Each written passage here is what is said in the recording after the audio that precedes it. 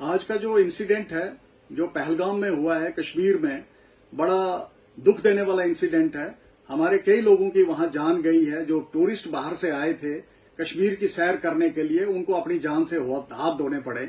उसमें कम से कम जो इन्फॉर्मेशन आ रही है उससे 27 से लेके 29 लोगों तक जो है उनको जान चली गई है। और ये एक बड़ी सिलेक्टिव किलिंग है।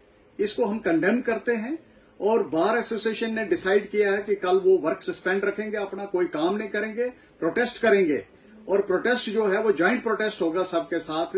और जम्मू बार एसोसिएशन ने जम्मू बंद की कॉल दी हुई है, जिसमें हमारी सबसे बात हुई है। जितने ऑर्गेनाइजेशंस हैं और सब हमारे साथ हैं और हम सबको साथ लेके चलेंगे और इस प्रोटेस्ट को जो है वो कामयाब बनाएंगे, ताकि सेंट्रल गवर्नमेंट को और गवर्नमेंट्स को एक मैसेज चला जाए कि यहाँ लोगों की जो सिक्योरिटी है उसको सब बहुत ज्यादा खतरा बढ़ चुका है।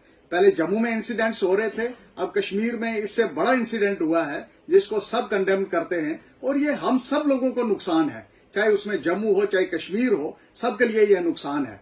तो मैं समझता हूं कि हमें इस वक्त जो है सॉलिडेरिटी शो करनी चाहिए और इस बंद को कामयाब बनाना चाहिए। और ये एक मैसेज देना चाहिए कि सेंट्रल गवर्नमेंट को यहाँ पे सिक्योरिटी के पुख्ता इंतजाम करने पड़ेंगे।